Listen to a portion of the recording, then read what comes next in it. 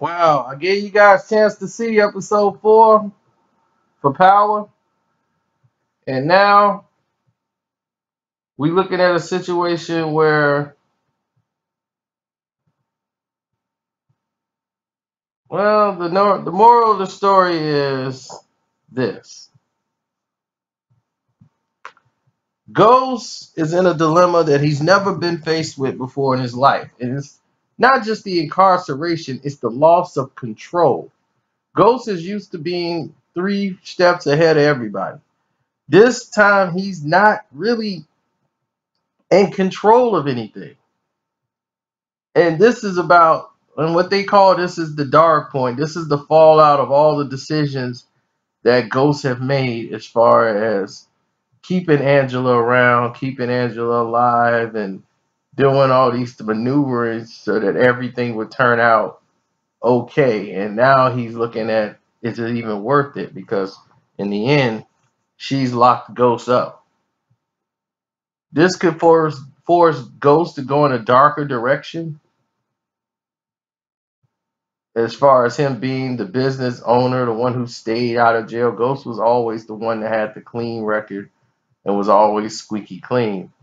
Now he's going to have some wear and tear on him because of the simple fact of the conditions. He's not able to get out. Now, him not being able to get out of jail right away, him having a clean record and then a business owner, and no way. He'd at least been on house arrest. Accused of killing a police officer, he still would have gotten a house arrest. They would have set a high bail for him. He would have got out, and that would have been that.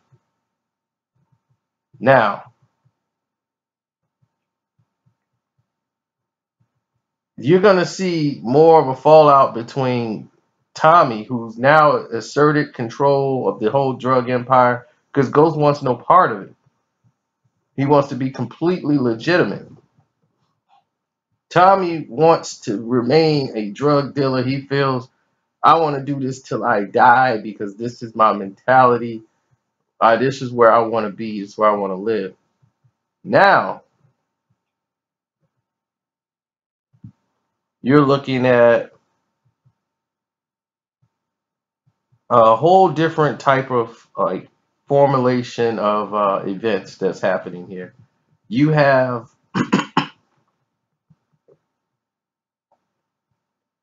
you're having a situation in which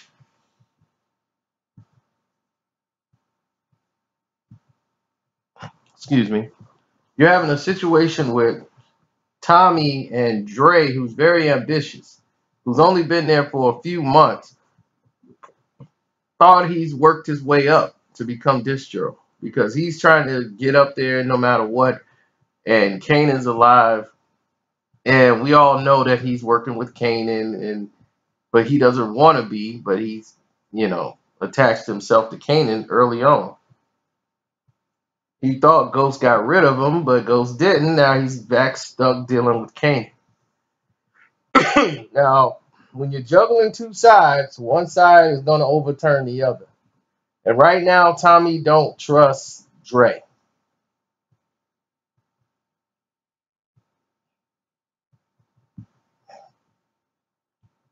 So that's another situation. Nobody in the world would be stupid enough to grab Ghost's kid, without thinking about the consequences. So Tommy automatically knew, like, only people from your side would be stupid enough to do something like that. So I'm quite sure you got some friends, hit the streets, and then by him just bringing Tariq home the way that he did,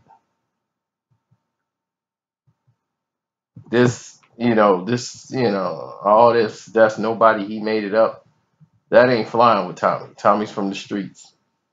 That's just not going to blow over with him. Now, you have another situation. Always the angles. 50 Cent. As you see, he still don't want to cut off connections with Ghost's son after he sends him home and he realized this is the smarter play because 50 never wanted to kill him anyway. He was glad Dre showed up, actually. Now they're getting paid $15K a week by Dre, who's like, I'm in a better position than Ghost right now as far as the money. Then when the money's probably going to stop, because it looks like Truth is going to probably shut down during the investigation. So the money's going to stop flowing through the clubs. It's not going to be what it used to be anymore. And I could tell from the look 50 Cent has that he's probably going to kill Dre sometime very soon in the season. It's like, it's obvious it's going to happen. Kanan is going to find a way to kill him. Because he's seeing right now that I can't really trust Dre's going to go all the way through with this, and he's going to be looking for a way to weasel out. So it's almost at a point where I really don't need Dre no more. So if the money come up short any which way, shape, or form, Dre can go now. He really don't need him. So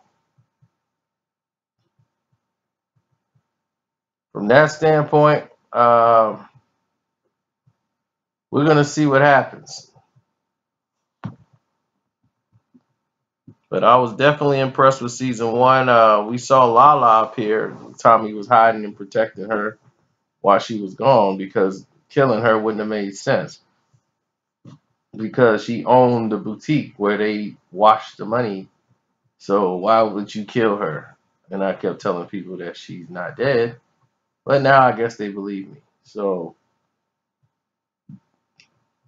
she was more present in this role than any other role than she's been in the seasons. And the FBI and Angela and Tasha getting into it, you know, it's gonna be a strain. But I like this tangled web that they got, this tangled ball of yarn that you try to pull the string to see if you can get to the front and see if you can, you know, pull on this yarn and see if you can get it to untangle. Season one is very eventful, powerful, and you want to see what's the fallout. You could tell now that the officer, the head guy who's in charge, he's going to plant a gun, the murder weapon, on Ghost.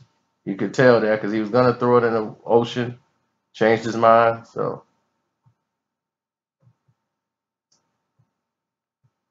we're yet to see what's going to happen here. Sax might turn out to be the guy that uncovers what was going on in the precinct.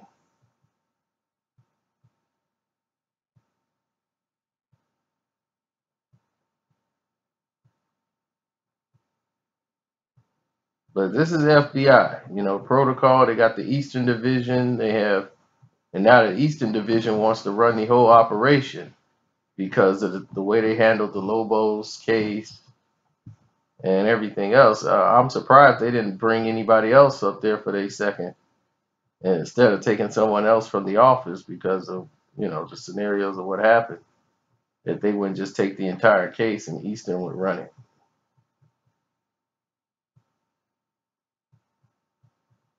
But I'm interested, man. My mind's gonna go in 100 different angles with this television show. That's how powerful it is. So it's rightfully got the right name for it, power, because it is powerful.